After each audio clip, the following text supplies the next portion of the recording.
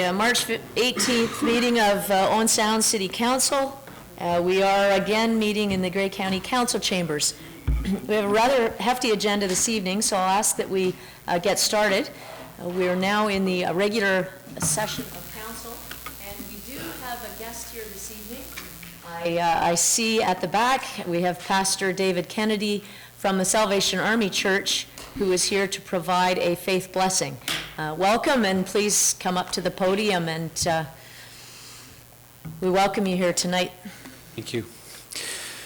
Mayor Haswell, members of council, ladies and gentlemen, as a pastor with the Salvation Army for nearly 30 years and having lived in a variety of communities across the country, I want to thank you for this rare and unique privilege to share words of blessing with you at the commencement of your council meeting tonight. Your agenda is lengthy, so I won't be. In commenting about people who give of themselves in the service of others, Albert Schweitzer said, "I don't know what your destiny will be, but one thing I know, the only ones among you who will really be happy are those who have sought and found how to serve." From a slightly different perspective, Muhammad Ali said, "Service to others is the rent you pay for your room here on earth."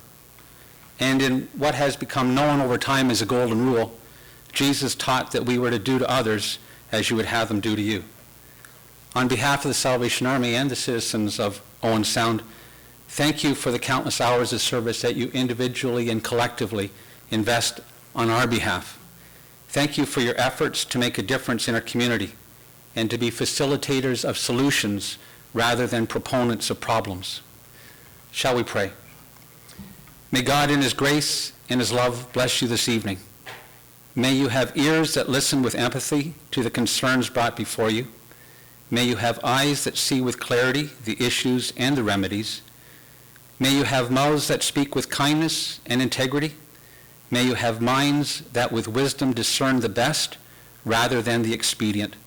And may you have hearts of compassion so that in all of your service there is love. Amen. Thank you. Thank you very much.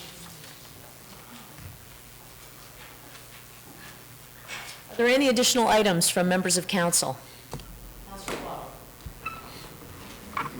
Thank you, Your Worship. I have two items that I wish to raise. One is I attended a meeting, Georgian Bay Mayor's initiative on low water in Georgian Bay on your behalf last week, and a very brief report on that.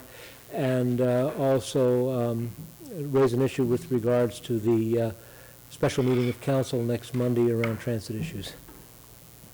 Councillor.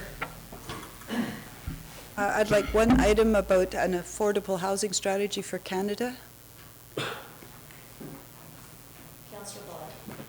Thank you, Your Worship. I'd like to make a few comments on our hockey team and their past season and the playoff season to come. Any members of staff? Ms. Coulter. Your Worship, I have a memorandum that was circulated to Council this afternoon from myself dated March 18th in response to a letter received by email today dated March 15th from Villerbot Development Corp. And that package was on Council's desks and emailed to you earlier today.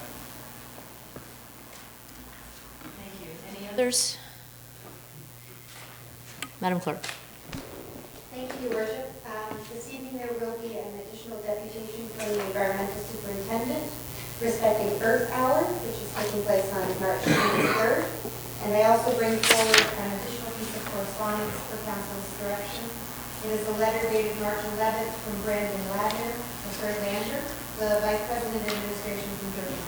Thank you.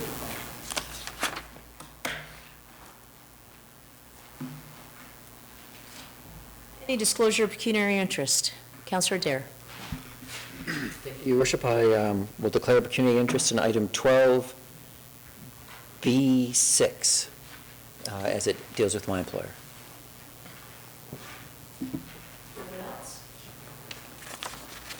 Seeing none, confirmation of the minutes of regular council meeting held on March 4th. Councillor Purdon. By myself, seconded by Councillor Adair, that the minutes of the regular meeting of the City Council held on March 4th, 2013, as printed, be adopted. Discussion? All those in favor? Opposed? That's carried. Minutes of the public meeting held on March 4th regarding the budget. Moved by myself, seconded by Councillor Adair, that the minutes of the public meeting of City Council respecting the 2013 city budget held on March 4th, 2013, as printed be adopted. Discussion? All those in favor? Opposed? That motion is carried. And we have a third set of minutes of the public meeting held on March 4th respecting the proposed change in the building bylaw fees. Moved by myself and seconded by Councillor Adair, that the minutes of the public meeting of City Council respecting the proposed change in building bylaw fees held on March 4th, 2013, as printed, be adopted. Thank you. All those in favor? Opposed? Motion is carried. Resolution, please, moving council into committee of the whole. By myself and seconded by Councillor Adair, that City Council now go into committee of the whole to consider public meetings, deputations, public question period matters arising from correspondence, reports, matters tabled, motions for which notice was previously given, and other business. All those in favor? Those opposed? Thank you. We're now in committee of the whole. We do not have any public meetings this evening. We do, however, have a deputation, thank you, from Mr. Chris Hughes, our Environmental Superintendent, with regards to Earth Hour. And this is an initiative that Council has supported in the past, and it is occurring this Saturday. Welcome. Thank you, Your Worship, Councillors. Just wanted to introduce the Earth Hour once again. It began in Australia in 2007, and I'm proud to say that the City of Owen Sound has participated every year since 2008. Earth Hour is now observed in all 7 continents, in 135 countries, and in over 5,000 cities. This year's theme is I Will If You Will, What Are You Willing to Do to Save the Planet? This is an effort to encourage positive environmental behavior beyond the 1 hour of Earth Hour. It is also an opportunity for each of us to examine our own lifestyles to see how small changes can add up to big reductions in our energy footprint. We are going to have a Earth Hour is on Saturday, March 23rd from 8:30 to 9:30 p.m. Just encourage people to shut the lights off and to do something that's a little less energy intensive. I will be joining the mayor on in a special Earth Hour event called Turn Off the Switch with the grade 1 students of St. Basil's Elementary School. This will be held at 1:45 this coming Wednesday at St. Basil's School. And I think we're going to show a short video from the Earth Hour website. Thank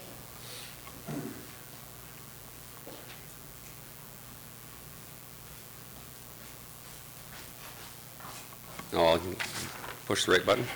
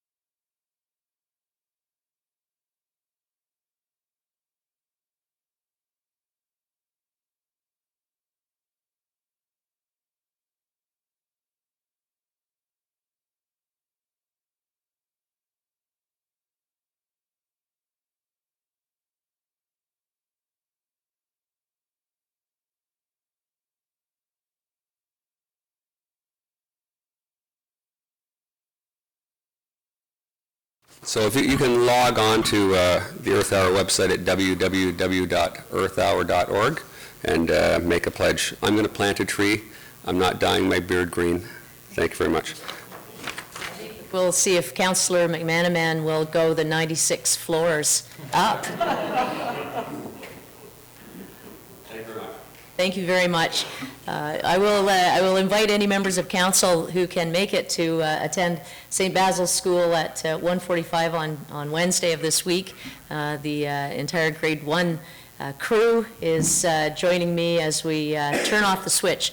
While we don't have a lot of the financial resources to do a lot of the programs that we would like to do when it comes to awareness around environmental issues, that's what we can do, is we can promote awareness. And of course, we all know change happens right at home. So that's where we want to see things start. So thanks for the presentation, Chris. Appreciate that. We now have a public question period. Is there any member of the public here this evening who would like to ask a question of council? See none. Correspondence. We have a number of pieces of correspondence. What is council's direction?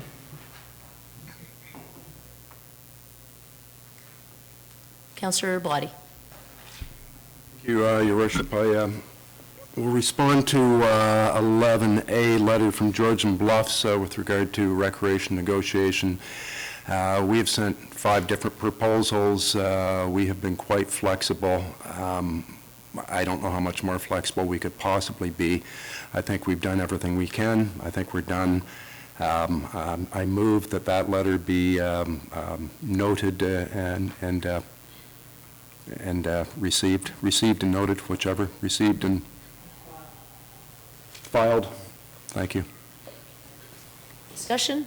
Councillor McManaman. Thank you, Worship. I do think we just need to highlight for all involved, the request from Georgian Bluffs says is the amount that they would have to pay negotiable.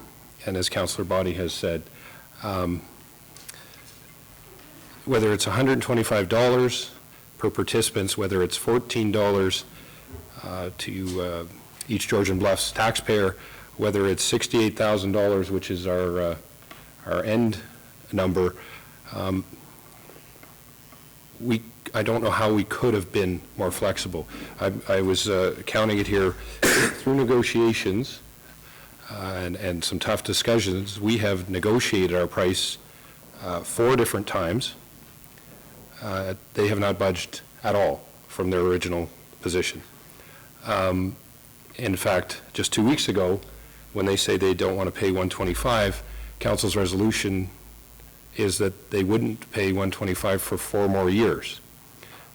So just to reiterate, we, through negotiation, had reduced our ask 4 times, and then Council resolution, a phase-in of 5 years would mean 4 years of that, they wouldn't be paying $125. So all we've ever asked is for 21% of Georgian Bluffs residents use our facilities. We've asked them to pay their fair share. I've just detailed the things we've done to try and get this deal done in the name of cooperation, in the name of all our minor sports. I guess I'd say we have been, the answer to that question in the letter is we have been negotiating. We have been flexible. And I guess the only thing I'd say is the only thing we can't be negotiable on is being fair to the taxpayers of Owen Sound. We can only bend so far. It's unfortunate we're at this position, but this is where we are. Those are my comments. Thank you, Worship. Councillor Burton.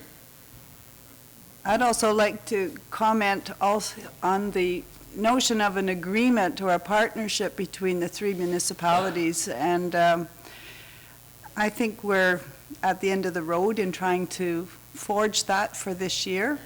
I'm really personally very disappointed. I saw that partnership as a good way to try and demonstrate a more regional approach to the way we work. I think it's the best deal for children and for the sports. The best way to do this is to have the 3 communities come together to spread the costs out over the taxpayers in all of those communities, not to be going a user fee. So So as you can see, I'm not happy about the fact I kept hoping until the very end that there'd be a way to pull this out of the fire and that we'd find an agreement. I think we should go back next year, invite our partners to come to the table when the dust is settled, when we've had a chance to think about it and kind of regroup and really go forward with an attempt to get a good agreement for everyone. I don't feel we've been able to mobilize between our partners and ourselves the goodwill and the trust that's necessary in order to have a good agreement that's going to be a win-win for everyone. So I would hope we would not leave it for a long time, that we'd actively go back to our partners and try again.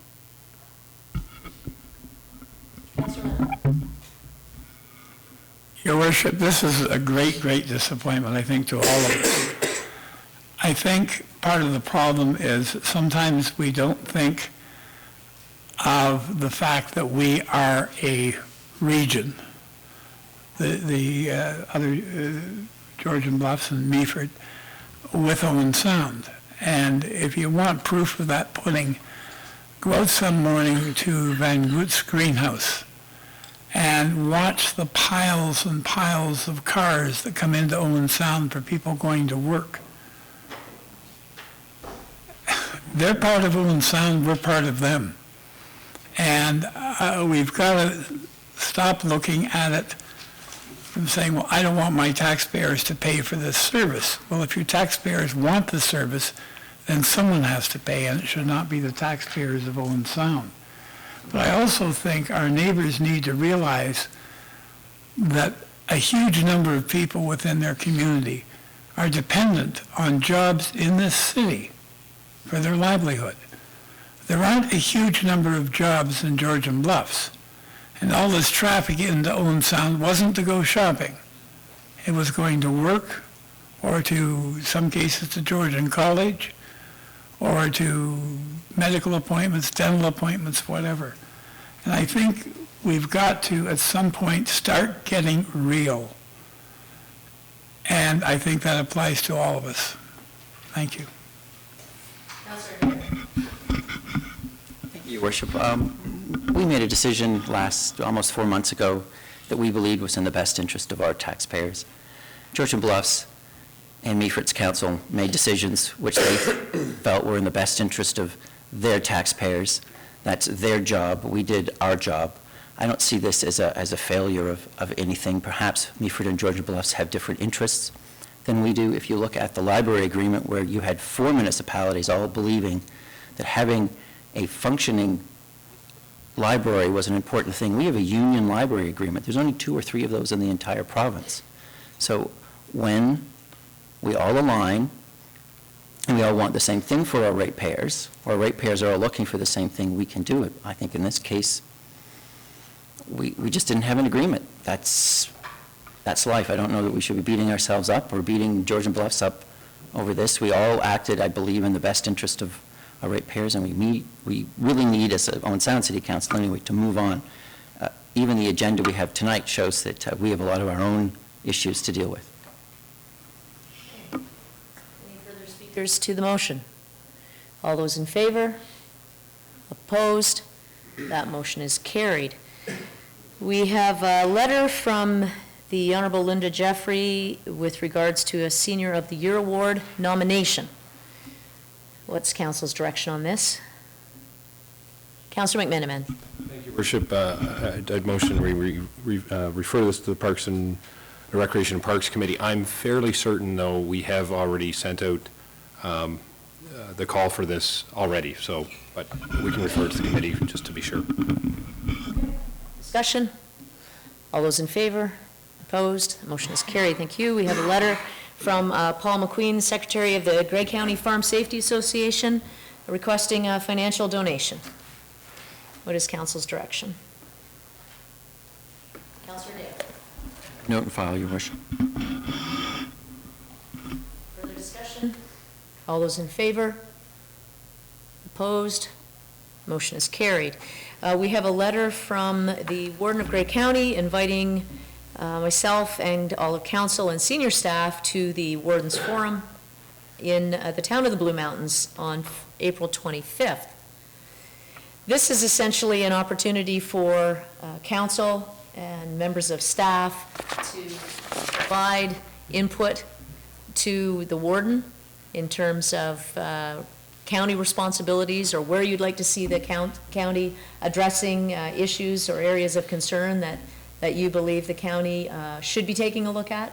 And I would encourage any members of council and senior staff who can attend to give some thought to this in advance and be prepared to put your ideas forward. Councillor Dare. Is there any specific action with this letter? Do we need to receive it, or?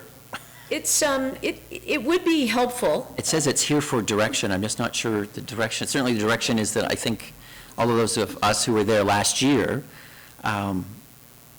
it's a great event. I mean, not only do you get to find out what's going on at the county level, and specifically around this year, the transportation master plan and the collaborative effort, which is where's the county going in the future, but meeting other municipal councilors from across the county, it's a great opportunity to do that as well. So certainly, having been there last year, and I know several other councilors were, it's well worth going.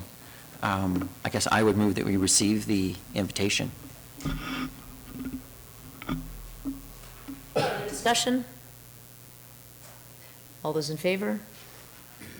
That's carried. Thank you. We have a number of consent agenda items, starting with 12A1 and going through to 12A13.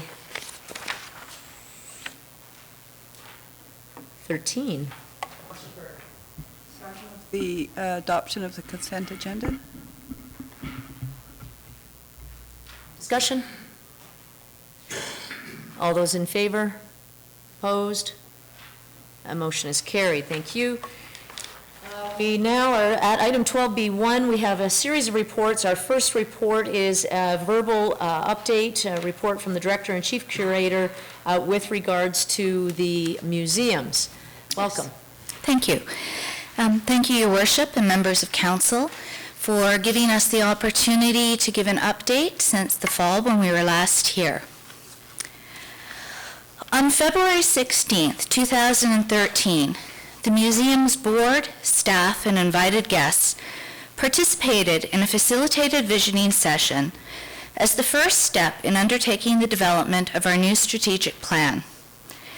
Discussion included where we see the museums being in 5 years, what we are going to use as metrics of success, what we undertake in the course of regular operations, and how do we determine our core assets? That is, what do we have that is rare, valuable, and inimitable? After completing that exercise, we determined that our rare, valuable, and inimitable assets were Billy Bishop, his national iconic reputation, and the nationally significant heritage site that is his home. While there are 82 marine museums in Canada, 35 of them are in Ontario, and 38 railway museums across Canada, 14 of which are in Ontario, there is only one Billy Bishop Museum in all the world, and it is located here in Owen Sound. At the board meeting that took place after the visioning session, the board passed the following motions. The first was to reaffirm its decision to close the Owen Sound Marine and Rail Museum. The second was to rename the Owen Sound Museum's not-for-profit corporation as Bishop House, Museum, Archives, and National Historic Site. The third was to have the director work on developing a strategy, including possible partnerships, that positions Bishop House as a national cultural presence. This third motion came directly out of the assessment made by David Marscal, who was the facilitator for the visioning session. He concluded that day with the following comment: Owen Sound is incredibly fortunate to have Tom Thompson and Billy Bishop. These cultural strengths should be the drivers for tourism. People will come for what are unique experiences, and those are what should be marketed. If you position yourselves effectively, cultural tourism could and should be a huge economic driver for the area. Don't underestimate or undervalue what assets you have in owning the Billy Bishop and the Tom Thompson brand. Make the most of it, and don't be afraid of change and taking risks. The board and staff have been working together to implement the changes to operations that were decided upon back in the fall with the support of council. Loaned works are being returned, the deaccessioning process is underway, and we are moving ahead to address what needs to be done in order to facilitate the necessary changes. As we go on, we will still be looking at opportunities to develop programming which will honor the Sound's unique history. Interpretive didactics, outreach programs, exhibitions, public art projects, and collaborations will allow for us to bring Owen Sound's history alive and to a far-ranging audience. We are developing integrated programs in partnerships with such partners as the Legion and the school board that allow us to interpret and celebrate our area's history and accomplishments, including a First World War-oriented program called The Local Soldier, Canadian Expeditionary Forces, which will be about the Great War as seen and experienced through the lens of railway workers, foresters, cavalry, and conscripted Canadian soldiers. A program oriented around the time period of the Second World War, which is called Forged in Fire, and this will be seen through the lens of the Royal Canadian Legion and through the industry of the Owen Sound and the area in supporting war effort manufacturing. Aerodome, Billy Bishop, Local and Canadian History of Flight.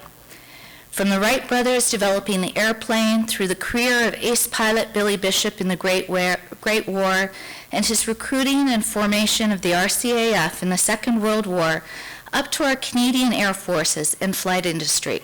These things will be covered in our programming. Local heroes, Legion murals. With the support of the Legions and of local art and history teachers in Grey and Bruce counties, we will be using the materials, stories, and images collected through our Honoring Our Local Veterans program to render murals throughout the area to commemorate area veterans, including our First Nations veterans, whose contributions have often been overlooked. We are also developing a digital soldier library resource that the community will be able to access. It will become a way to memorialize and commemorate a local service person's history, as well as becoming an important research tool for historians, scholars, and students. These are only some of the programs and partnerships that we are developing that will have great reach and will allow participation from a wide range of age groups, enthusiasms, and experiences. I would like to commend the museum's board for their vision and strength in facing the realities of the present, of acknowledging the changing circumstances of our environment, and in being courageous and forward-thinking in looking at ways to meet these challenges and to find and ensure future success. I thank them for their support of and confidence in the staff and volunteers who are implementing these changes and developing these programs. I would also like to thank Council and the City for their ongoing support. It is absolutely vital to the success of what we are undertaking. Billy Bishop once said, "On the edge of destiny, you must test your strength." That has become our motto, and we are living it every day. We are indeed on the edge of destiny, and we look forward to demonstrating how strong we can be as a nationally significant cultural organization, which is a true asset for this community. And we thank you for your confidence in us as we go through this period of transition. I'd now like to introduce Gloria Habert, who is a board member for the museums, who would like to address the issue of the petition which was started recently in regards to the closing of the Marine and Rail Museum. Good evening, Your Worship, councillors. Well, it's nice to see that there are people who want to keep the Marine and Rail Museum open. We, that's the museum board and staff and director, wonder where you've been over the past 2 years. That's when we first warned the public the museum's financial situation was not good, and that given extenuating circumstances, there was a strong possibility we would have to close one of the two museums. Since then, no one has come forward with an alternative business plan that would see us realize additional funding and allow us to keep two separate museums going. No one has come to our annual general meetings, our board meetings, or to our chief curator to say, here's my idea. Maybe it can help. Maybe it can work. And I'd also like to know that if the museums are so important to you, are you all museum members? Have you donated to the museums? Have you volunteered to assist with our programs, our special events, or even sit in the museums ready to greet visitors? Have you asked to join our board of directors, our fundraising committee, or offered real help for us to help deal with this problem, this financial situation? Do you visit the museums? Do you bring your family and friends? Or do you just pay lip service to the idea that museums are important? We had an opening on February 3rd for the Pack Your Bags exhibit at the Marine and Rail Museum. Did any of you come? No. We had an opening at the museum on February 24th for the new Kennedy exhibition. 26 people attended. Were those of you who are so concerned about the museum's future, were you among those who attended this event? And if you attended, did you make a donation? The Marine and Rail Museum is open for now as we continue to return loaned artwork and deaccession the other parts of the collection. However, the board of directors has made the decision to close it, and it will close. And it was not a city council decision. The museums are not run by the city. We don't want you people to get the flag. And to be fair, although it's being reduced, we still receive a grant from the city. We also receive other important ongoing assistance. For instance, sharing Virginia with the art gallery. And City Manager Ruth Corsi has been very helpful to us as we try to cope with this situation. Deciding to close the Marine and Rail Museum was not an easy choice to make. But the harsh reality is that trying to run both museums with the resources we have was becoming more difficult as the months progressed. And ultimately, it is impossible to sustain this model. As Virginia has said, there are many Marine and Rail museums in Ontario alone, but there is only one Billy Bishop Museum in all of Canada. That's where we will put our energy and resources. It's easy to sign your name on a petition or write a letter asking that the museum be kept open, but running museums, caring for collections, and delivering programs takes much more than names on a piece of paper. If you truly value the role that museums can play in this community, then we encourage you to throw your support behind us as we grow Bishop House into the greatest little museum anywhere in the world. Thank you. And if there are any questions at this point, we'd be happy to answer. Thank you very much. I don't know if council will have any questions. I think there might be somewhat of a sigh of relief, and I thank you very much for coming, both of you, and I see other members of your board are here as well. So our board chair, Dr. John Totten, is here, as well as our treasurer, Jim Henderson. Thank you. And I have to say, on behalf of City Council, to the Board of Directors, we want to, first of all, thank you for your incredible dedication and commitment that you've made over the years to both the Billy Bishop and the Marine Rail Museums, and your renewed interest in continuing on with Bishop House and growing that particular museum. It is one of those decisions that I know you found extremely difficult, and your address this evening, I think, has covered all the bases for people that are out there listening. So on behalf of council and the city, I would like to thank each member of the board for all of your dedication, all of your hard work over the years, and I look forward to working with you, and we all do, as we go forward with Bishop House and create an even better museum that we have today. So, Thank you, Your Worship, and thank you, very Council. much. Thank you. We have a report, item 12B2, from the city manager with regards to the Owen Sound attack clock, solar panels, and the roof assessment. This is council's direction. There's a recommendation to receive. Councillor Lemon. Actually, I thought it was more that I, first of all, moved the recommendation as well. Yes, and approve in principle the installation of the Owen Sound attack proposed score clock, as well as the planned solar panels, subject to further discussion with the attack owners. That is the motion. Councillor McManaman. Thank you, Worship. I have to admit I was somewhat confused by this report. I'm in favor of, I think, well, I'm in favor of a new score clock for the attack and for the Bay Shore. But this report talks more about the evacuation center and I believe the idea is to say that the Bay Shore is no longer an evacuation center. And if that is the case, where will evacuation center be? I know the Bay Shore had certain wiring that allowed a generator we brought in emergencies. I guess I need more details about that, so sort of separate from the score clock. If that moves ahead, great. What about the whole evacuation center piece of it?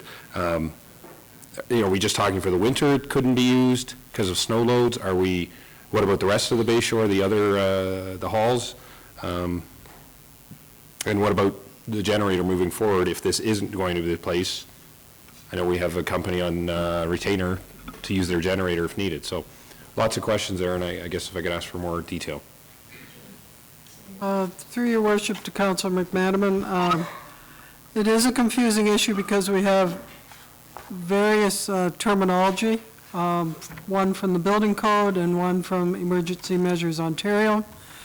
Essentially, for a post-disaster relief center, which is something that's in the building code, this building was never built to that standard, and it won't allow for that if we move forward with both the clock and the solar panels. But having said that, in the city's emergency plan, where we speak to reception centers and to evacuation centers, the evacuation center would not be available during winter months at the Bay Shore. But in our plan, we have listed a total of 47 potential sites, and there's nowhere in our plan where we have specifically said that this building was to remain and be the only evacuation center for the city. In the case of a disaster, we would be analyzing where was the best location to meet the needs of that particular unique event. So this building could be used as a reception center. It might even be able to be used as an evacuation center if it was in the summer, fall, or spring, but it could not be used in the winter time. This is, from my perspective, a bit of a risk management analysis. We do know, for instance, that the Legion has a generator, which is something none of our buildings have on site. We do have an arrangement where we could get a generator to the Harry Lumley, but we don't have an actual generator to date. So that's what I was trying to express in this report, that from the city's perspective, all we've ever done from an emergency management perspective is highlight the buildings that are available for us to choose the most appropriate location for the unique needs of a particular event. So thank you. That's a good explanation. So the only question then I would have is, on that point, is the Bay Shore currently is wired to bring in a generator. If we can't use it for the winter months, perhaps we should You could use it as a reception center, you just can't use it as an evacuation center. That would be a very unique circumstance where you were actually putting cots in a building, and they could go in other locations. Other locations in the Bay Shore? No, sorry, other locations throughout the city. And my only concern is about if, odds are it's all risk management, as you said. A winter event, an ice storm, that type of thing, that's when we'd need the generator the most. If it's not to be the Bay Shore, should we have alternate plans for another facility where the generator could be brought to, whether that's the Julie MacArthur Regional Rec Center or OSCVI? I don't know, I'm just throwing out. Council, as you're aware, we review our emergency plan on a regular basis, and that's one of the tasks that we will be asking our new deputy fire chief to take on as soon as that position is filled. So we will look at all of our options. We do know that the Legion is amenable to providing their facility for that use. So it is a matter of just sorting through that and coming back to council with our recommendations on that. Okay, that's good. And the only other thing on the clock, as I said, I support it. There's no detail at all here about arrangements, how that might work, operation of it, all those things. I'm assuming that would come forward. This is just a discussion to move, first step. This is the first step in an exercise where we will bring a fulsome report on any financial or other circumstances around the clock for the city. Great, thank you. Thank you. Councillor Lemon. Just one comment about the Legion. One of the advantages of the Legion is they have a fully equipped kitchen with everything working, including dishwashers and everything like that, plus a huge parking lot. So it really makes a lot of sense, and also it's not a structure that's probably going to be affected by whatever the disaster may be. I really feel this report is positive. I never thought of the Bayshore as a disaster place where you're going to fill it up with cots and everything like that. And if it did happen in the wintertime, putting cots on ice would not be really all that feasible. So I think this is a good approach the city's adopted, and they're to be commended to see all the locations that already exist within our community. I mean, working together on this.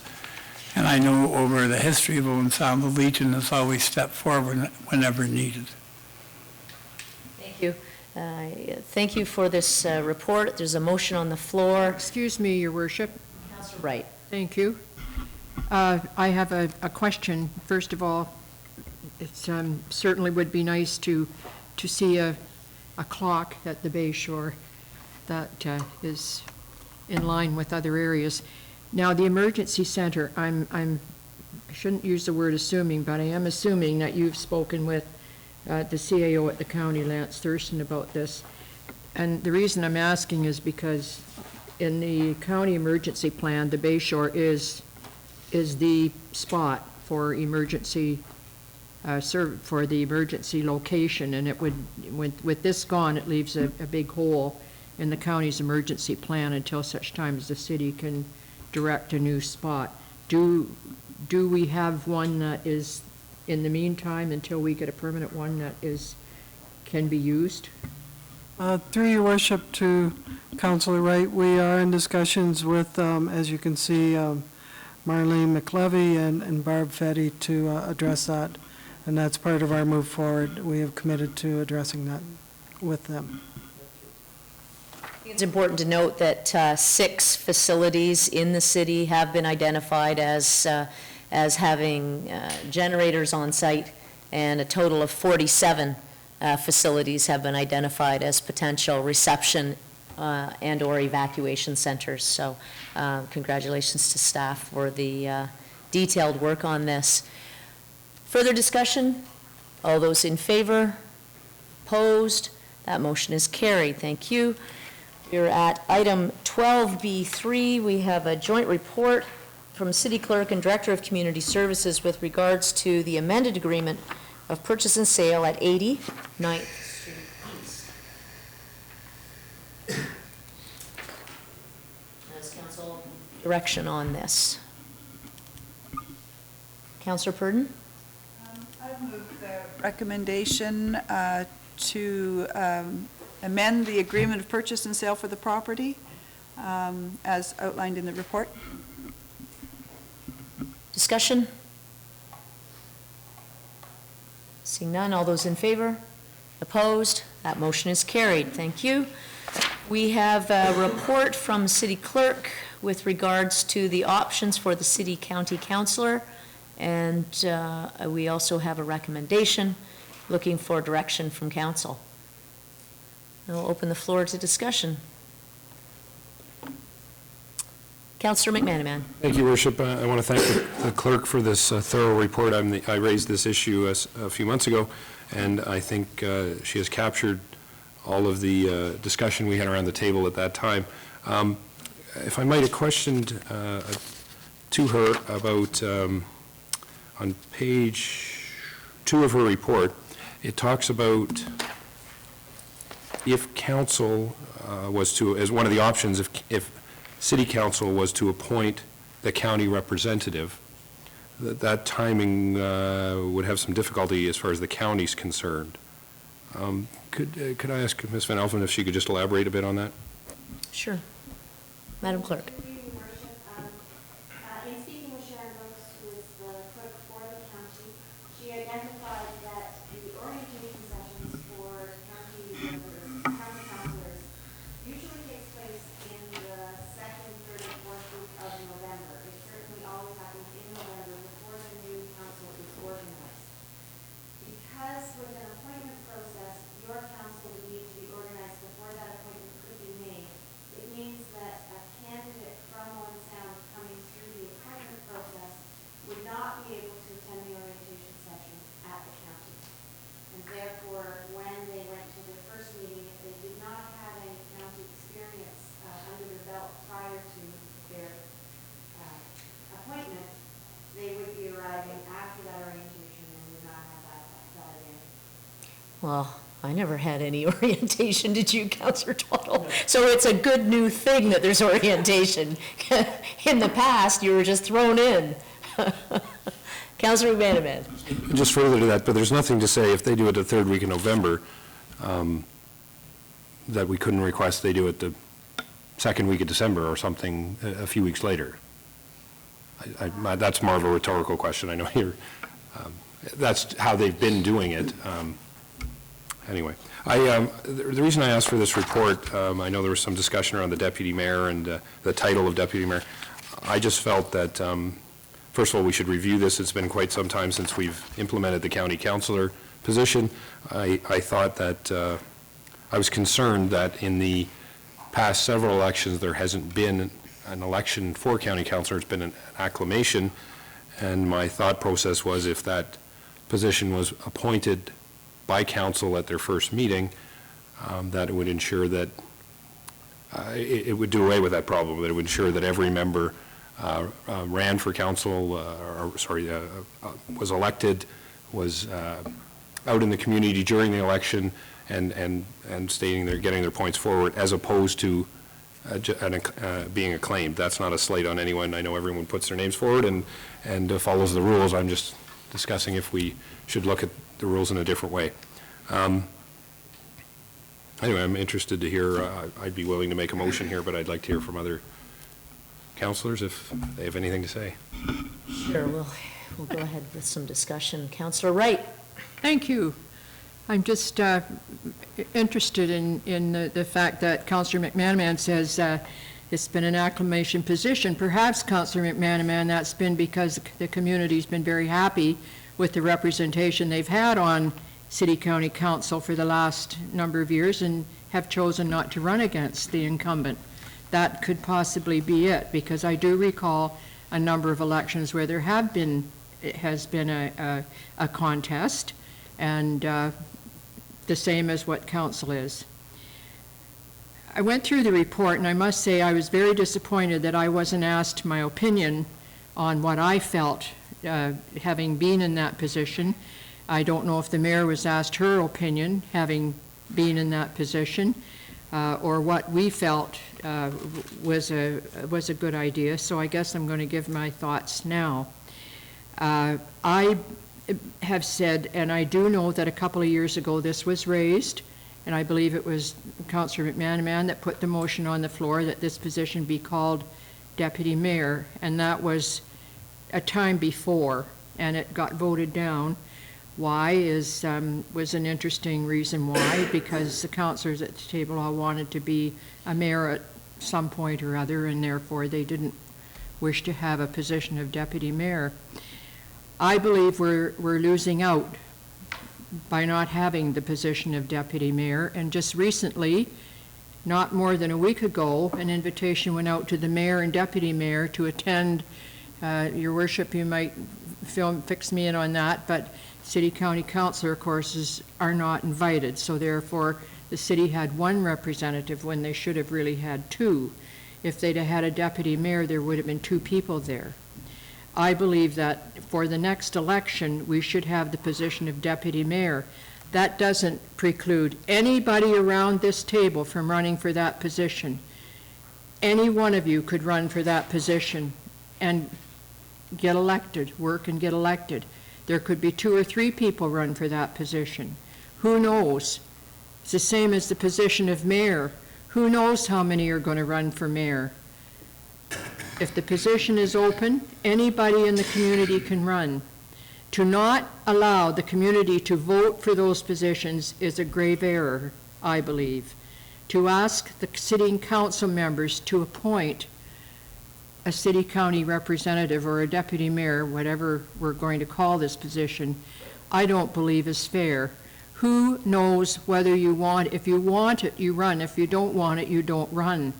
It's not fair to say the person with the most votes gets to be the city county councilor or the deputy mayor, because they may not want to have that position.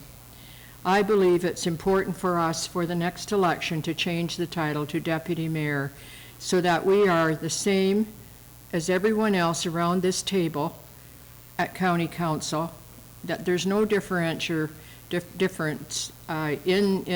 we're all councilors, but we all get invited to the same thing, and the city has a representative on the same committees that everybody else has or everybody else is entitled to. So when there is something comes up that mayors and deputy mayors are invited to, we're included. And I think it's very important for us to have that representation. Thank you. Councillor Adair. May I put a motion on the floor, Your Worship? Absolutely. I'm going to put a motion on the floor that for the 2014 election, that the position be called deputy mayor, that there be a position called deputy mayor, and that that deputy mayor would be a representative of the city at county council along with the mayor. Okay, we do have a motion. Councillor Adair. Thank you, Your Worship. I will speak to that motion. Many years ago, shortly after we joined the county, the idea of having a deputy mayor was brought up. Council at the time turned it down, I think not fully understanding or being aware of what that role might entail and whether that was a city councilor who also took on other responsibilities within the city. I think that we've now been in the county long enough to know what everyone else is doing at the county, and everyone else has their mayor and a position called deputy mayor as their county representatives, and those are, as the fancy terms, discreetly elected, which means that that position is elected by the people to represent them both at city council and at county council. So I would support the motion that the title be changed. I think at some later date we may have a discussion when we get around to talking about council remuneration and whether the responsibilities of that position change at all. But I certainly support changing the name so that we align ourselves with what everyone else at the county is doing. We don't need, I think, at the county to be the odd man out. We need to figure out what everyone else is, calling their representatives and be that same thing. Councillor Lemon? I am assuming by your motion, Councillor Wright, that this would be elected as it is now, in the same way, not appointed. Exactly. Elected by the people. Thank you. That was, I don't like the idea of council picking somebody who's, for whatever reasons, has gotten the position. I think that's inappropriate. I will support it at this time because it'll come in at the new election. Everybody will know what they're doing. I really, philosophically, am very, very much opposed to it being appointed. It should be elected, and the concept of appointing someone to a position, I don't like that at all. We're elected, we face the people, and those are the people we are responsible to and should be. I think its time has come. I think initially, a few years ago, it wasn't quite as clear-cut as it is now, but I believe every other municipality in Grey County that has two positions has a deputy mayor. Am I correct in that?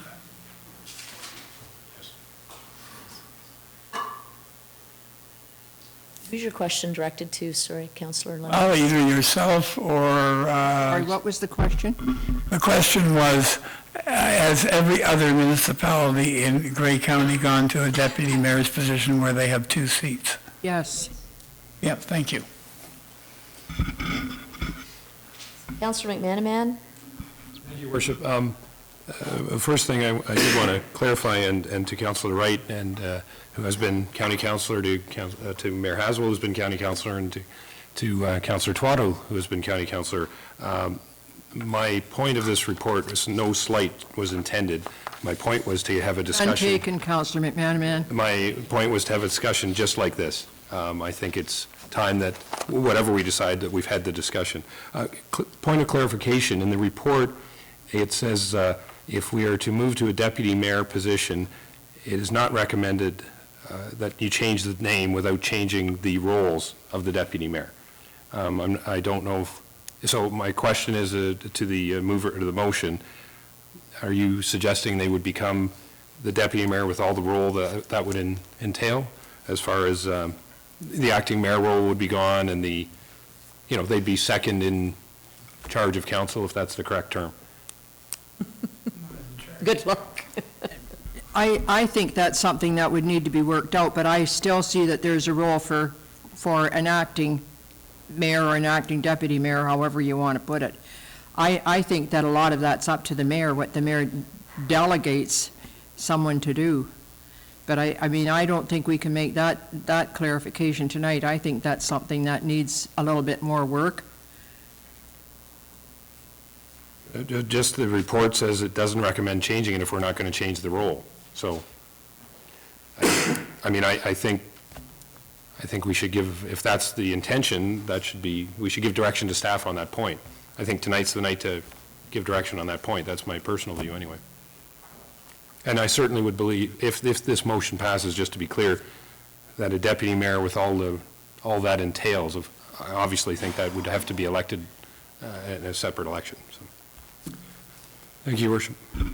We have a few more speakers to this, and then perhaps we can go back to the city clerk just to get a little bit more clarification around, council seems to have some questions around the acting mayor rotation and what that might mean in terms of potentially a new title. Councillor Boddy and then Councillor Purdon. Thank you, Your Worship. As I read the report, I read in 3 different issues. One, the title of the person that comes to the county, other than mayor, whether it be county city councilor, whether it be called deputy mayor. 2, I read in the issue of how we would continue to have an acting mayor, where in the past this city, and I don't know for how long, have each of us have taken turns for 1 month at a time. If the mayor is busy, then we step in when we're available, or else someone else steps in for mostly ceremonial representation. It's been the odd time that the mayor hasn't been here, but that hasn't been too often. That twice maybe that we've had somebody that actually chaired a council meeting. And then third, obviously, is how we would go about picking that person that we send to the county. One, I'm quite happy with the rotation acting mayor that we do now.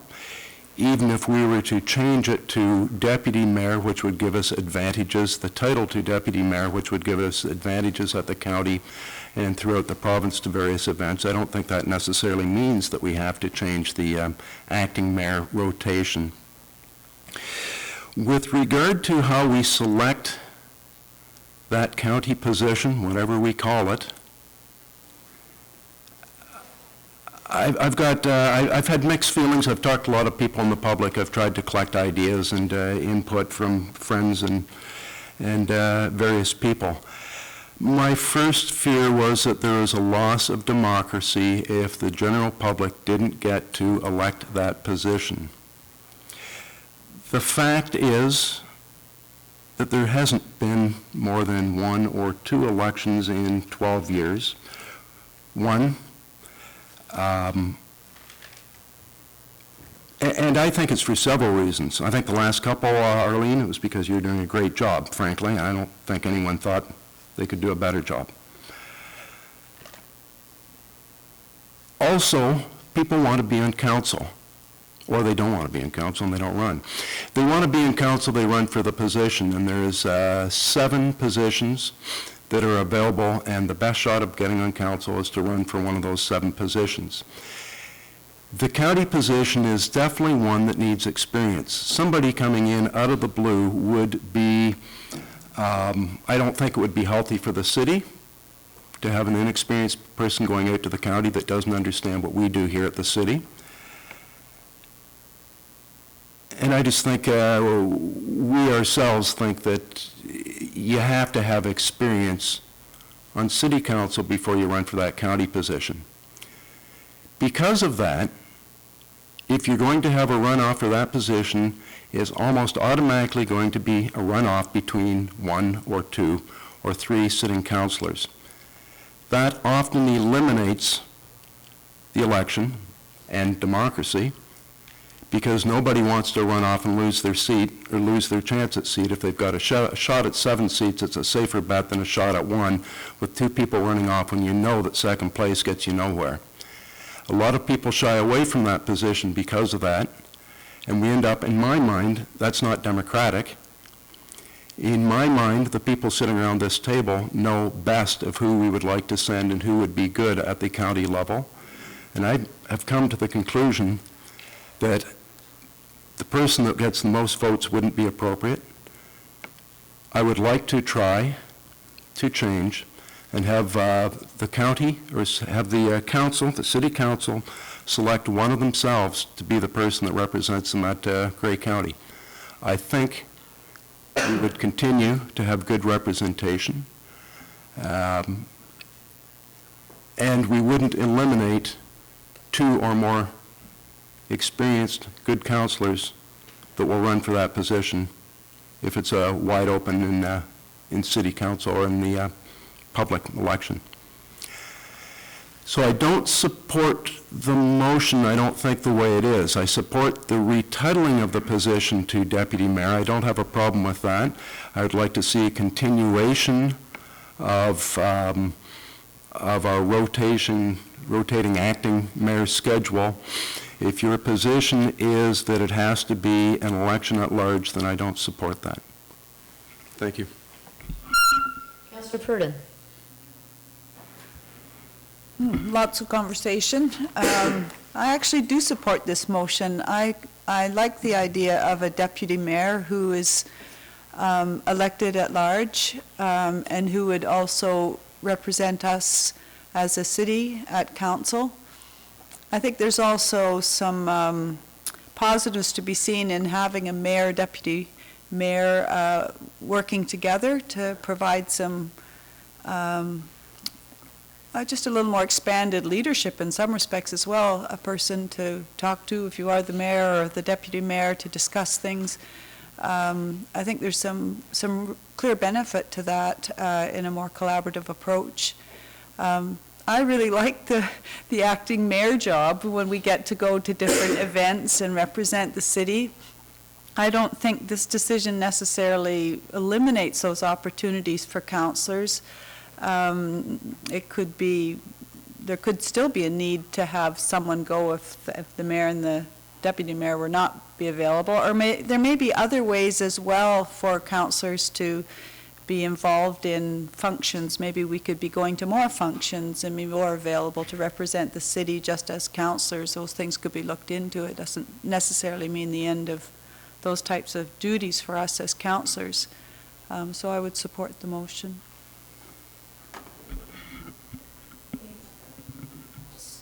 does council want any more information tonight from the clerk on any of these points? I was going to go back to the city clerk for some clarification, and I'm just going to throw it out to council and suggest, if you'd like that tonight, great. If not, we'll call the question. Councillor McManaman. Excuse me, Your Worship, I'm not sure if it's the clerk or the mover of the motion. My question is, what would be the role of the deputy mayor? And in terms of this acting mayor rotation, I think, I mean, I guess we could decide that 3 weeks from now, but I think the point is right now, or was that, how do we envision this? That, to my mind, that's the vote. Right, would Well, you? and that my motion is that we accept recommendation number 3, but the other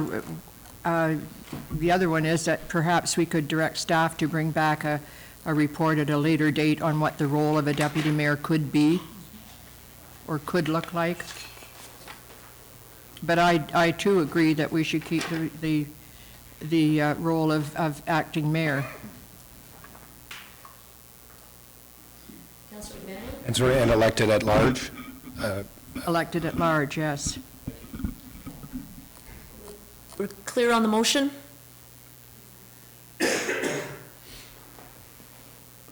Madam Clerk. Just for clarification, if we have a deputy mayor and a rotation of acting mayors, who would be signing in the mayor's absence, and who would be the designate for the city? Would it be the deputy mayor or the acting mayor? I would expect that would be a report that you would be bringing back to us with some suggestions.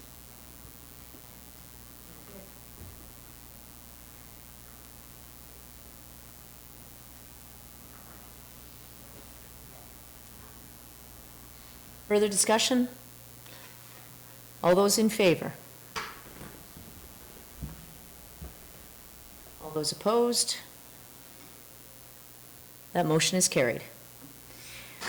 We are on to item 12B5. We have a report from the bylaw coordinator and the chief building official with regards to proposed amendments to the building bylaw.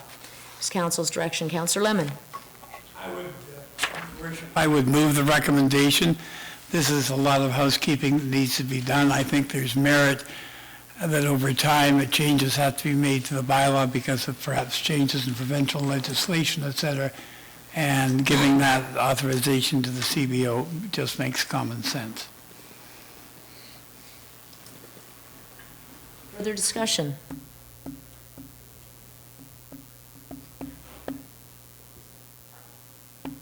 All those in favor? Opposed? That motion is carried. We have an item with regards to the from the Legislative Services Coordinator with regards to appreciation of our 2012 city volunteers. Council's direction. Councillor Wright. I'll move that recommendation that we offer the volunteers of our community tickets for, or an invitation for each volunteer and a guest to attend either a Georgian Bay Symphony or our Owen Sound Little Theater performance. Okay. Discussion? All those in favor? Oppose? That motion is carried. The councillors can be brought back in that had pecuniary interest in that.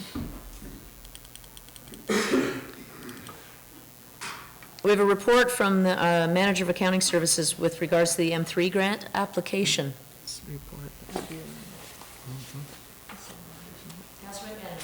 Your Worship, I'd move the recommendation that we apply for the 8th Street reconstruction. A question to Mr. McRoberts. This is 100% funding? It's full funding for the project? I wasn't clear on that in the application.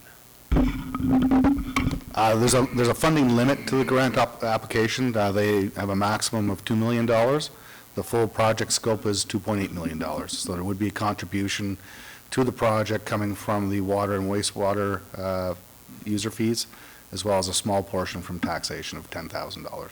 But it's not a matching grant of any, it's No, just a maximum of 2 yeah, million. we're just asking up to a maximum of $2 million. Thank you. The recommendation. Thank you. Are we building in at all late completion penalties or early completion awards into any of these potential contracts? And are we certain that the budget allocation is going to be adequate? Just to answer those questions, I mean, certainly we have not done any detailed designs on the project.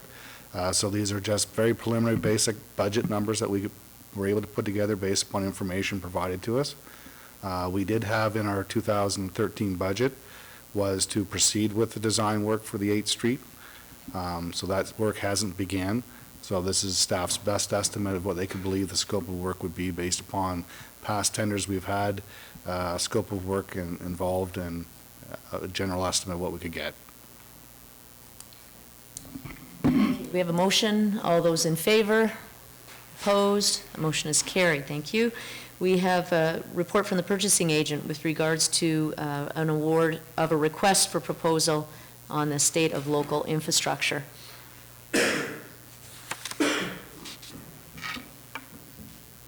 Is council's direction?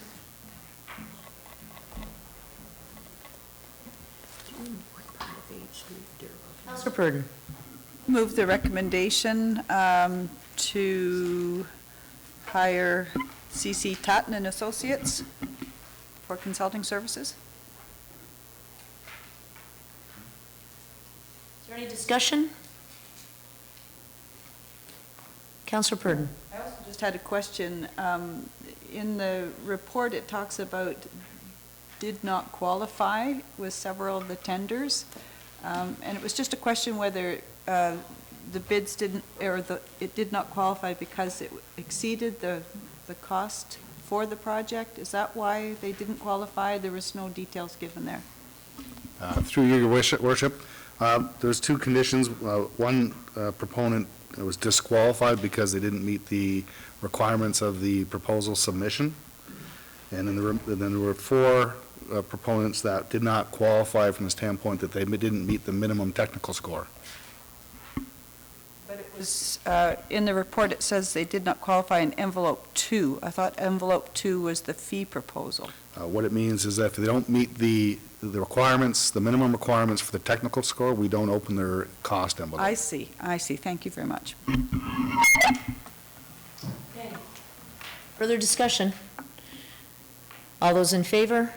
Opposed? That motion is carried.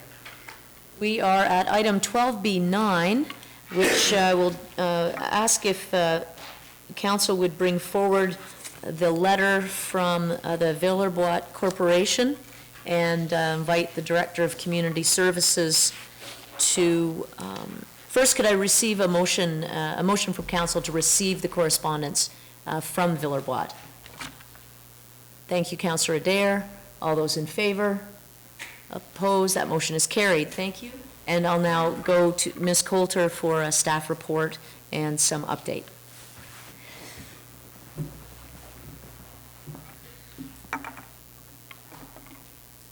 Thank you, Worship. Council has a report under 12B9, and it's been some time since the public meeting, so we'll just do a review of where we're at in terms of the process with respect to the application by Villers-Bois on behalf of Heritage Grove Centre, Inc. It's an application for a zoning bylaw amendment under Section 34 of the Planning Act. The subject property is located with frontage on 16th Street East as well as a portion of 20th Avenue. The site is approximately 7.8 hectares in area. Generally is the area in the black outline. It's a residential piece at the back. About 2/3 of the way back is not affected by the rezoning. In terms of the process to date, there's been a pre-consultation. There was a submission of a formal application. Notice of a complete application was given by the city on May 11th. Council received a technical report last June. You held a public meeting on June 25th. And tonight, here we are, March 18th, a report to council with a recommendation. I think it merits note that at the time of the public meeting, it was noted that a key aspect of moving forward with the application was the market study provided by the applicant, the UMI market study, as well as the review of the city's, by the city through the peer review by Mr. Robin D. of that information. So just to remind Council, this was a site where there was a rezoning in 1999, site-specific rezoning based on an application at that time by Sydenham Holdings.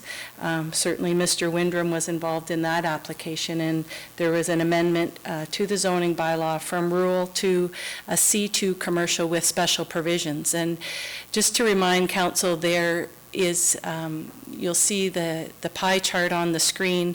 The site has a number of very site-specific provisions. There's a permission to have approximately 12,890 square meters of floor space on the site. That's divided between the retail, small retail, service type uses, and then other.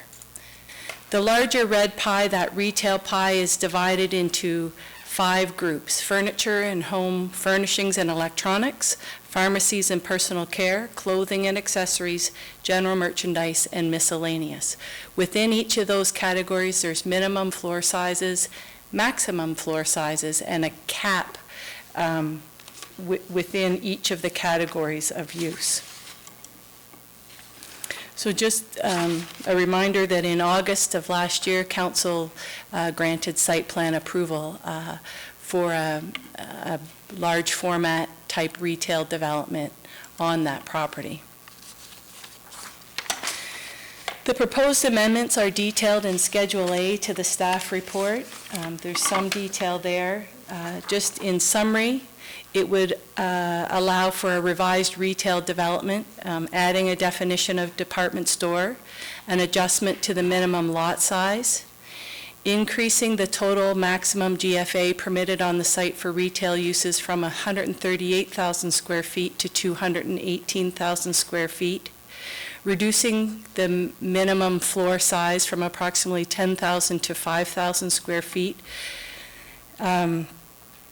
I think the other thing is that it would eliminate the maximum gross floor area sizes for the combination of retail uses, and also eliminate the maximum gross floor area caps within those retail categories.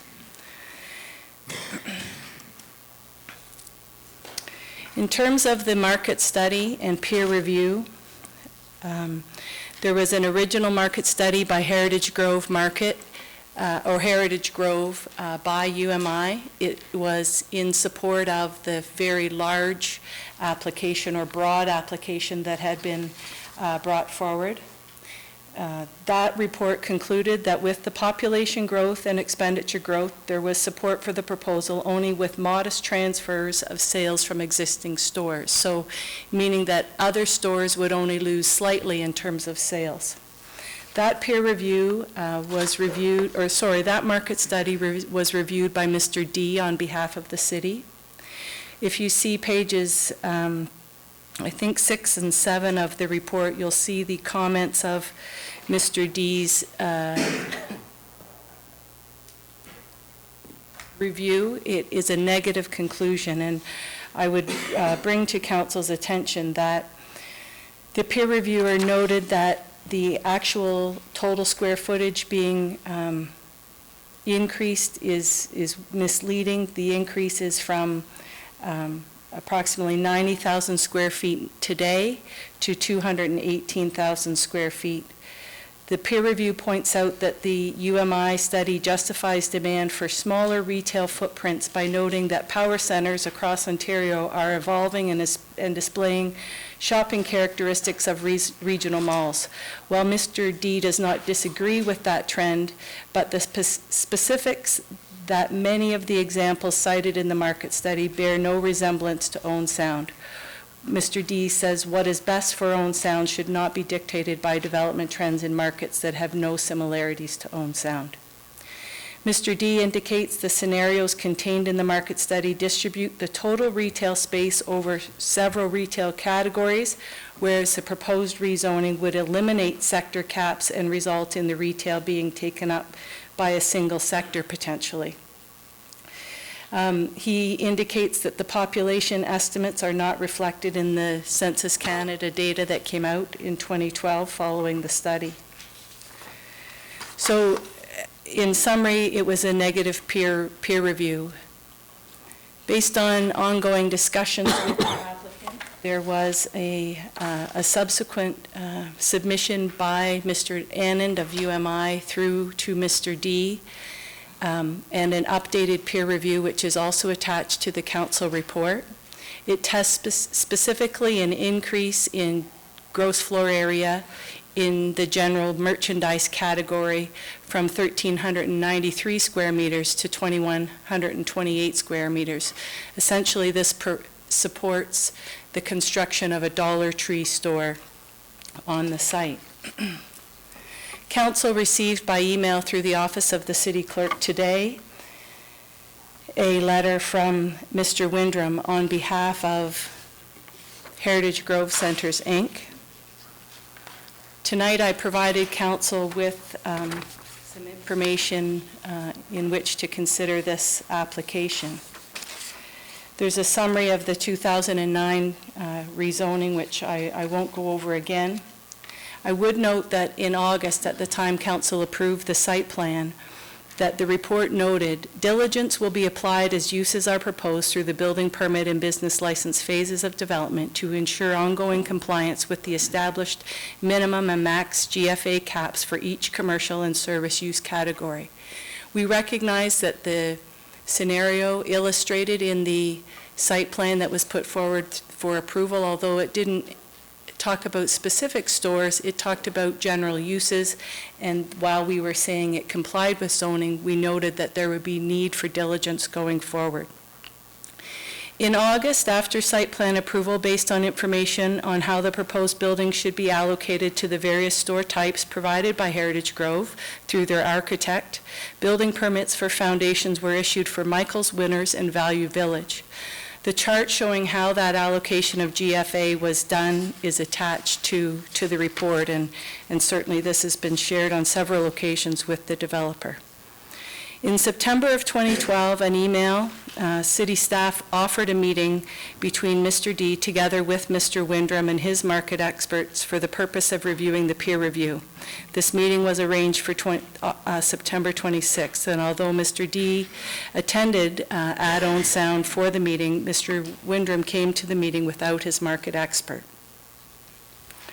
Certainly, there's been several meetings between the market experts as well as many emails and phone calls. In December of 2012, after initial building permits were issued, there were discussions around further building permits for 2 additional stores, Dollar Tree and Future Shop. A letter was sent to Mr. Windram on December 5th with the chart attached to this report. It was determined that the Future Shop fit within the store type categories and the GFA that remained. However, Dollar Tree did not. It was noted that Dollar Tree, based on the information provided from UMI, the market analyst for the applicant, as well as the Statistics Canada definition, that store, Dollar Tree, should be under the general merchandise category. On February 14th, the city manager and I met with Mr. Windram and Mr. Goyu respecting the Heritage Grove development. In a follow-up email to the meeting, it was noted to Mr. Windram that if they wished the city to consider a different categorization of store types within the categories, that should be provided in writing. On March 15th, the city did receive a proposal from Mr. Windram. Earlier today, city staff consulted with Mr. D, our market expert, as well as Mr. Elston. Based on this review and in consideration of the request to recategorize the stores into alternate categories, such that the Dollar Tree does not require rezoning to increase the cap in this category, staff cannot recommend to council such a reclassification for a number of reasons, including the categorization done by the city was as requested by the developer for the first 3 stores, Michael's, Winners, and Value Village. And it was as per the UMI as per the UMI and Statistics Canada classifications for the other two stores in the development currently being considered Future Shop and Dollar Tree. Once building permits are issued, there must be a crystallization of the store type allocation. A developer cannot continue to shuffle store allocations based on new tenants, particularly when the suggested allocation is not consistent with the categorization by Stats Canada or the developer's own market study. As reported in the current staff report on the rezoning, item 12B9, the peer review respecting the initial market study was not positive. UMI subsequently tested an increase in the general merchandise category to support Dollar Tree. This received a positive peer review by Mr. D for the general merchandise category. The recommendation of Mr. D with respect to the initial application and modified analysis of the increase in GFA cap for general merchandise for the Dollar Tree remain. Staff continue to support the recommendation presented to Council in the report under 12B9. The recommendation is on page 1, and it is that Council would receive the report, and that in consideration of that report dated March 6th, that you would amend the zoning bylaw to reduce the minimum lot area to 7.6 hectares. You would increase the cap for general merchandise for the property only from $13.93 to $21.82, and further that in consideration of the report, Council would refuse the other aspects of the application that are outlined in detail for you there. Thank you very much for that very detailed overview. I would anticipate Council may have comment or questions. Councillor McManaman. Thank you, Worship. Several items here. The first I'd like to address is the letter we received from Mr. Windrum just today, and I certainly don't want to leave the impression out there that in some way staff have not done everything they can to meet with Mr. Windrum. We're in possession of an email that says they wanted to meet on this matter, asking Mr. Windrum to bring all the appropriate staff. He did not, so if there's any fault there, it lays squarely with Mr. Windrum. Further to the application, a question from Ms. Coulter. I just want to be clear, in 2009, there was a market impact study that set out these specific provisions. So moving forward from 2009, anyone dealing with this property coming forward knew the general layout of of what the conditions were. Am I right on that, the 2009 study? It was a specific study in 2009. It was approved by a zoning amendment 2009-133. Those provisions were carried forward in the new zoning bylaw under special provision 1489. So they have been in effect since 2009, and anyone would know. I just don't think that point can be, we all support development, want development to happen. These conditions have been laid out since 2009. It's not something that was sprung on anyone at the last minute. I think that's a key point. And in fact, the market analysis, impact study, and peer review, the recent one in 2012, in fact, did have a few changes to it, but basically supported the provisions that had already been set out in 2009 with some amendments as you have listed here. Your Worship, the request by Villerbot to basically throw out almost all of our zoning and provisions on this property clearly are not appropriate. I move the recommendation. We have, on the general merchandise category, we have some leeway there. On the minimum lot coverage, there's been some give there as well. But on the rest of it, clearly it's not supported by the studies, and so I'll move the recommendation. Okay. Further questions, discussion? Councillor Lemon. Yeah, in reading this chart that we were given, it would appear that Villerbot was saying that Dollar Tree was going to be, round figures, 1/3 clothing and 2/3 miscellaneous retail. What's the difference between miscellaneous retail and general merchandise? Through you, Your Worship, Categorization was tested not only by the UMI study in 2009, but it also reflects the categorization done by Statistics Canada. So they put the different uses into particular categories. So Michael's would fall under miscellaneous retail.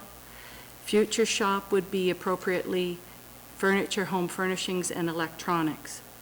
Mr. D's analysis, and I think we talk about this in the summary, the miscellaneous retail category is the most sensitive and fragile for the city because that is the type of use that is located in the downtown. And that is,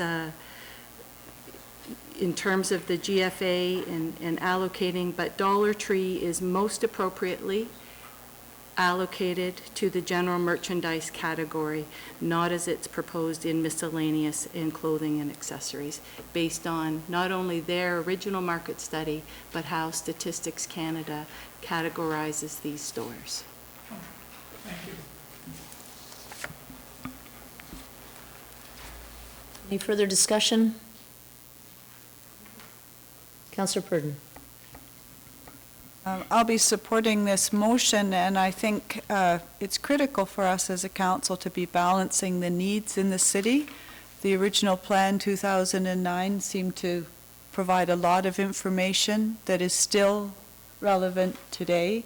So I think this is a very clear and balanced approach to development and retaining a vibrant downtown. I think that's what we're trying to accomplish in the city.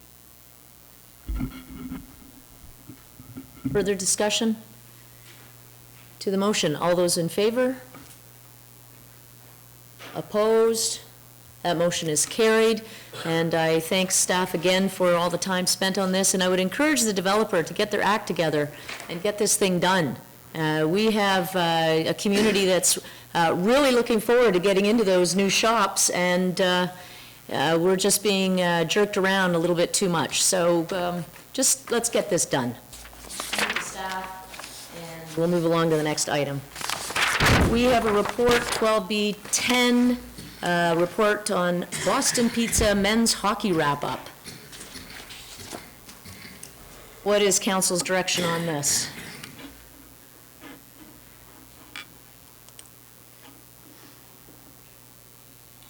Councillor Boddy. Thank you, Worship. I'll move the recommendation. Thank you. Discussion? All those in favor? Motion is carried. We have a report from Dave Schefter, Big Boys, Tools and Toys. Looks like fun. We invited? Don't go there. Councillor Wright. I just have a question. They're going to use both the, Yes, do go on, yes. Do we need a report? it was very interesting, and it looks like it's going to be a lot of fun down there, but I just wonder, you know, I should never have looked at the city manager, Your Worship. I act together here. If they're going to use both parking spots, where are they going to park cars? Now, we seem to have a problem parking cars down there. Just little toy cars. Pardon me? No, nothing. We're going to go to the Director of Community Services for some clarity on this. Thank you, Worship. So the event will be inside the Bayshore Community Center, as well as feature cars, trucks, trailers, motorcycles, boats, etc. outside. One of the requirements of your approval is a site plan showing the areas to be used for the event. There will need to be enough area for parking as well as display area, not unlike the home show and the setup at the Bayshore. So we're looking forward to a great event coming up in June.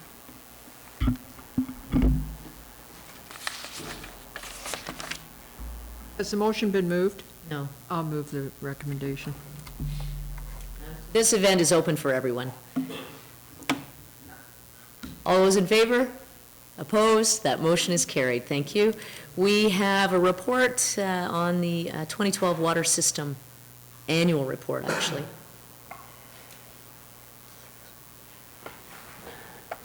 Councillor Purdon.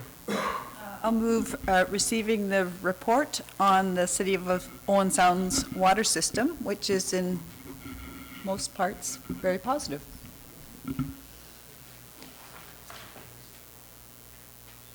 Any further discussion, questions? All those in favor? Opposed? That motion is carried, thank you.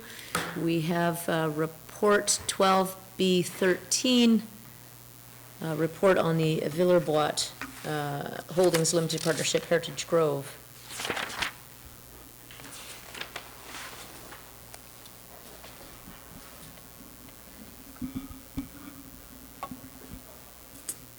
This is status of compliance for the site plan agreement.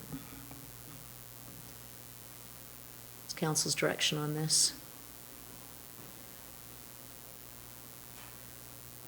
This would, in a nutshell, pretty much say that once the developer has complied with all of the items within this report, then I can really go and cut a ribbon.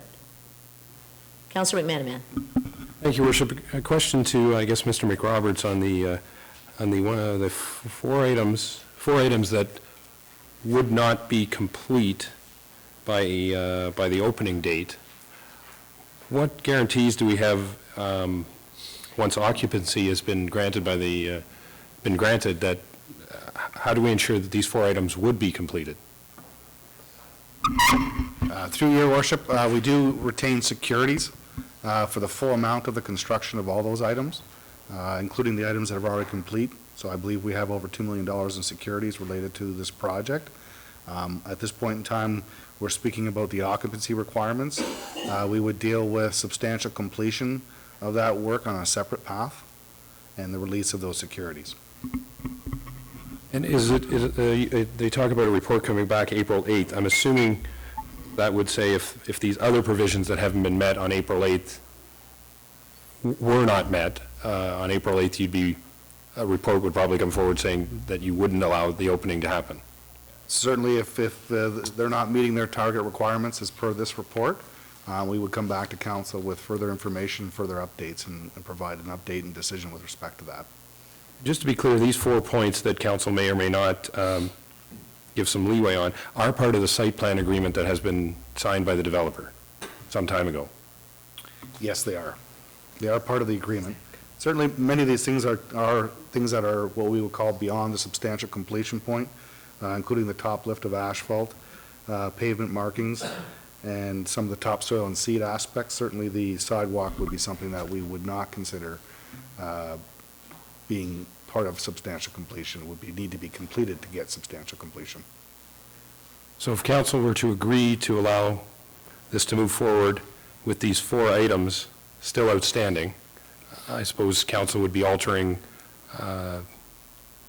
the agreement that was made between the parties, between the city and this party. I seem to recall with this particular development, way back when we allowed pre-grading to move forward on that site without site plan approval. We moved forward on that, council in good faith. We moved forward just last fall with allowing them to continue construction even though we didn't have the full securities, the letter of credit to move forward on. Now there's these 4 items to move forward without, again, a change to the agreement that's already been made.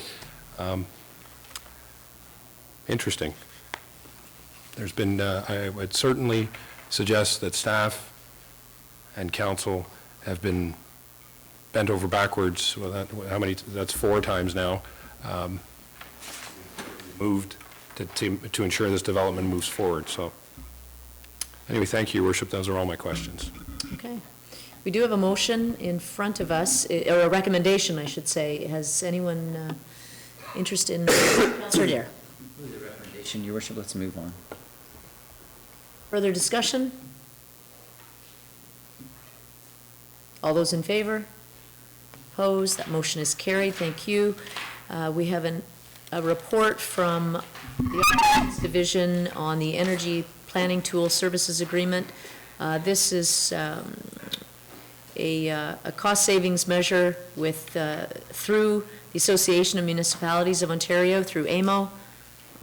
with regards to energy usage and energy planning. Councillor Purdon.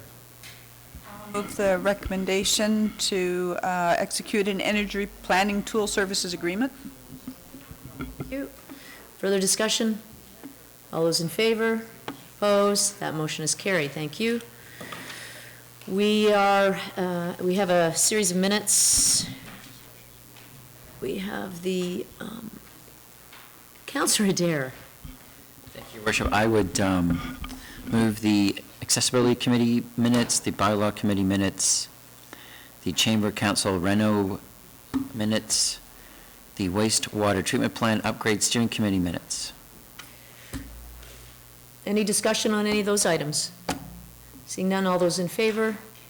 Opposed? That motion is carried. Thank you. We have one set of confidential in-camera minutes for approval. Council direction. Motion to approve by Councillor Wright. All those in favor? Opposed? That's carried. Thank you. We're at other business. Councillor Twaddle. Thank you, Your Worship. On Thursday last week, I had an opportunity to attend a meeting in Midland representing you. It's an initiative that's been led largely by Mayor Doug McKay of the town of Midland around the low water in Georgian Bay, but they have approached all of the Georgian Bay municipalities to really focus on the impact of the low water. They polled the municipalities. A number of municipalities have responded, and they have put together a case study, which I believe was circulated by email to all of council, detailing in a fairly specific way the impacts that the low water in Georgian Bay is having on shoreline properties, on shoreline businesses, as well as residential properties, on harbor issues, marina issues. The economic impacts for 2013, forecast for 2013, are staggering. It was interesting because Mayor McKay put up, as he began his presentation, a photo of a picnic island, which is one of the islands in that area, of it looked like a small marina type of building on the island with dock. In 2012, surrounded by water, water up to the dock level. 2013, from almost the same angle, the dock and the marina building were sitting in the middle of a mudflat. There was no water in sight in the photograph. Now, the dock was I would estimate, just from looking at the picture, at least 3, probably 4 feet from the lake bed. So the decline in the water levels has been significant, I think is putting it mildly. This initiative is really intended to bring to bear the attention of the federal and provincial government around an assistance program. In many municipalities, from a business perspective, from a municipal perspective, they're calling it an emergency. This is not an initiative to attempt to deal with low water levels on the Great Lakes as part of the bigger picture. Clearly, that's way beyond the scope of a group of municipalities centered on Georgian Bay. However, it is clearly a significant economic, tourism, business issue. They talked about the trickle-down effects. I had an opportunity to speak briefly. I talked about the impact that low waters will have on the Chichiman, both in terms of its winter berth in Owen Sound Harbor and its concern about the difficulties of being able to enter South Baymouth, particularly in high wind conditions. One of the First Nations, the Basil First Nation, talked about it being really lifeline issue for their community. Because it's an island community, it depends on a ferry, and the water levels have dropped so low that their ability to have emergency response, access to medical care, and so on is being threatened. I talked about Owen Sound Harbor, the need for dredging, the impact that has not only on Owen Sound's harbor's economic activity, but all of the agricultural impacts across Grey and Bruce. A lot of people stood up and spoke about their own individual issues, ranging from, some people are talking about having to extend their private docks by as much as 600 feet in order to get to the point where they can dock their boat. So there will be, this case for support is still being developed. People are being asked to contact the Premier, Kathleen Wynne, and federal MPP Tony Clement with their personal stories to put a more human face on the impacts. And it's interesting, things that you don't think about. There's a lot of cottage development on the islands in that area. Many of them have sewage systems that require them to be pumped out, and the barges and the companies, like the septic services that go around there, they do it by boat. The ability for those services to get to and service the islands is being seriously affected. So the impact and the potential for tourism is incredible. It was a well-organized meeting. Mayor McKay did an excellent job of presenting. Both of the MP and the MPP for the Midland Perry Sound area were there. I think it would be good for our MP and MPP to be at least provided with copies of the case for support, and to continue to push for that. It was a good meeting. There will be further meetings, and this is a hurry up and let's get going. Let's get the federal and provincial governments to work together on a plan for 2013. This is to address the immediate concern. The long-term impacts are still to be addressed, but this is kind of a crisis emergency situation. It was a very good meeting. It was well worth going, and I appreciate the opportunity to be there. Absolutely. I appreciate you taking the time to represent me and the city at that meeting, and from all regards, it was very successful in terms of getting the message out in that region. I will be working with Mayor Barfoot from Georgian Bluffs on a public meeting for this region that more appropriately would be hosted in Georgian Bluffs, and we'll be working towards getting a date out for that. So I thank you, and I'm pleased to say that all reports back was that Councillor Twaddle was very well behaved and represented us very well. So I have to say thank you again. We do have another item, Councillor Twaddle, with regards to the transit meeting. Right. Next Monday, there's a special council meeting to discuss transit. I discovered in talking to people, including the 2 hours I spent on the buses last week with a local resident who asked me to ride with them to see what was going on, and I certainly appreciated it. It's the first time in a while that I've been on and traveled all 4 routes and talked to the people on the buses. One of the concerns or perhaps misunderstandings that's out there, when we began to talk about transit at 2 council meetings ago, and when the presentation was made, there was a commitment that before council made any decisions, there would be a public meeting where we would hear from everybody who's interested.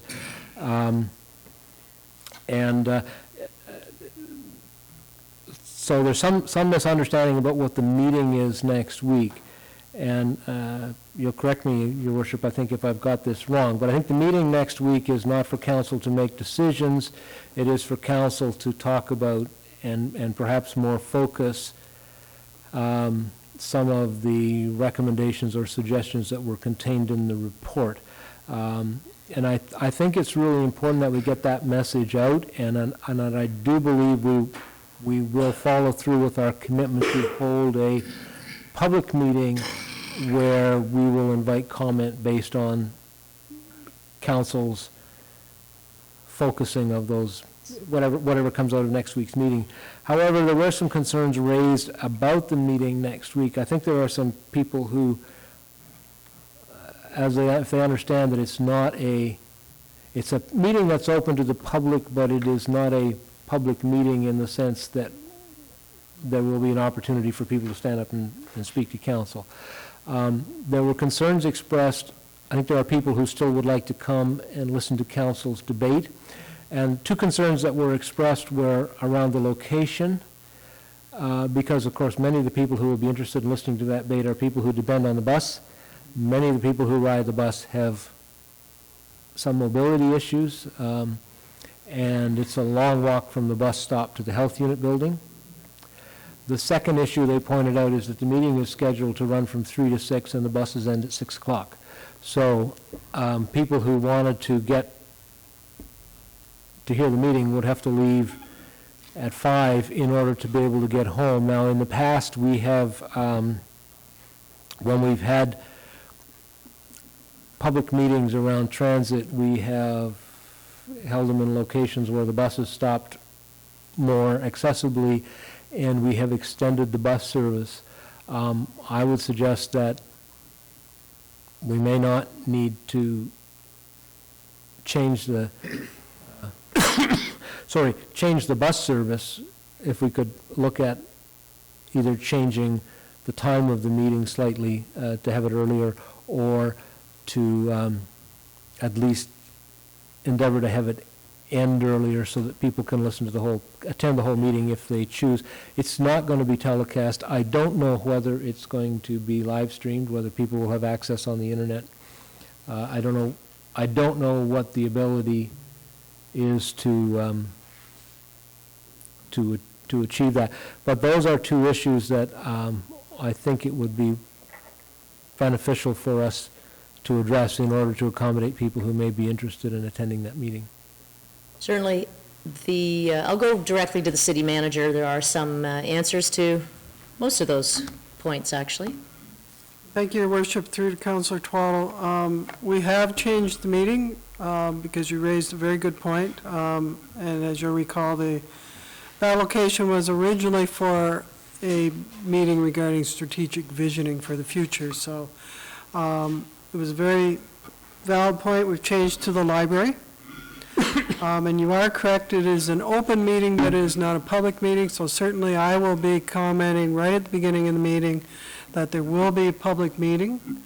The other thing that I'm going to be doing is handing out cards, blank cards, to all of those in the audience and asking them to write out their questions and thoughts, and we will collect those, and then we can get more prepared for the public meetings that will come after that. I think, and this is somewhat up to council, that we can have the majority of this discussion over by 5:30 and then get people on the bus. I'm assured by Mr. McRoberts that if we have the meeting over at 5:30, they can get home while the buses are still running. So with the cooperation of council, if we're all succinct and can kind of group our thoughts, we can get those people home. I will check on live streaming. I don't know if we can do that or not right at this very moment. I'm seeing I'm seeing a little nod, or maybe they're just tired over there. We'll certainly endeavor to do that. That's another very valid discussion. Thank you, I appreciate that. I would perhaps encourage as well, the cards that you're referring to may well be an opportunity as soon as tomorrow, having cards or information opportunities for the users of the system to put down their ideas at the bus terminal. And we could perhaps collect those there over the next couple of weeks and see what what kind of ideas come back to us. I know every member of this council has had numerous discussions with members of the community, and the ideas are out there. So I look forward to a productive meeting on transit. Thank you very much for bringing those concepts forward. We have Councillor Purton. Thank you, Your Worship. This is a request to council that we send a letter to encourage our federal government to develop a national affordable housing strategy. Several weeks ago, there was a bill that came forward for second reading, Bill C-400, to develop a national affordable housing strategy for Canada.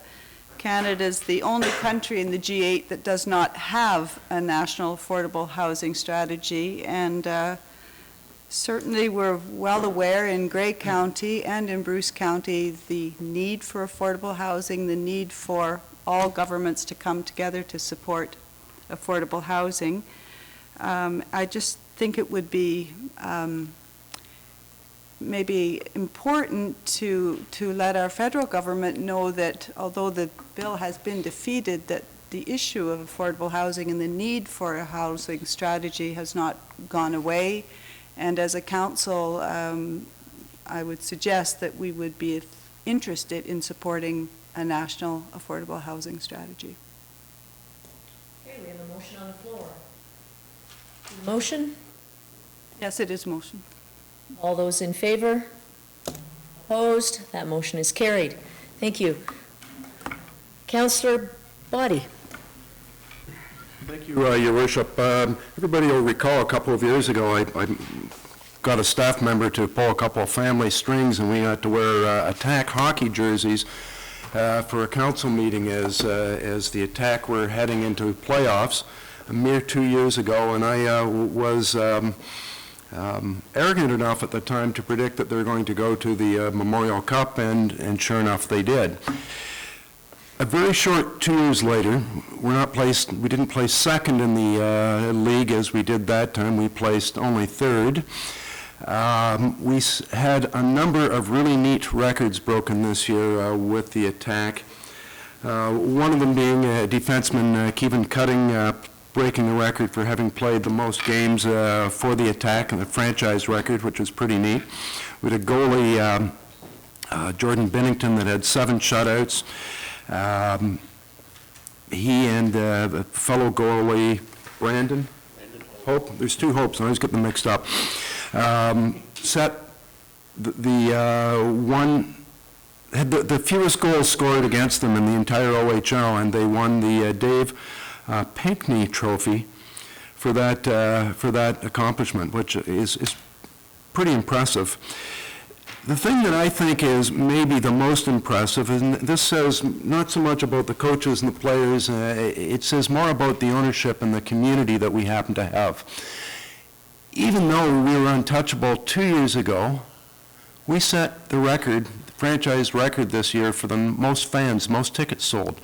They sold over 100,000 tickets to hockey games this year, which is an amazing accomplishment for the team, amazing support from the community of Grey and Bruce, and it's pretty impressive. So I want to send out a thanks on behalf of all of us here in council to the owners that work so hard to run a really tight professional organization, to manager Dale DeGray that's put on a top-notch team on the ice, and to the coaches and to the kids that work so hard. It really has been a fun, entertaining year. They stand a really good chance of going to the Memorial Cup again this year, and I'm going to go out on a limb and predict that they make it again a second time in 2 years. I think those are all the awards. There might be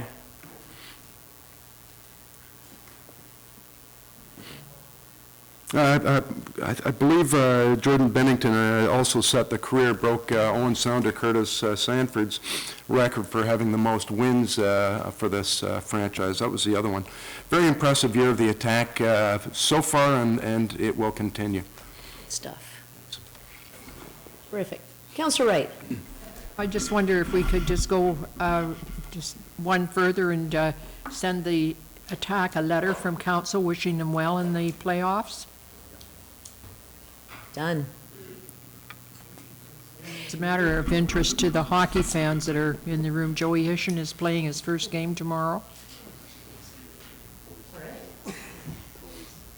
Well, we are full of good news here. I feel like I'm at the county, under good news and celebrations. The Owen Sound Little Theater, of course, really scooped up. Well, we're speaking of awards and a tremendous achievement at the Western Ontario Drama League Festival recently for their production of Kiss the Moon, Kiss the Sun.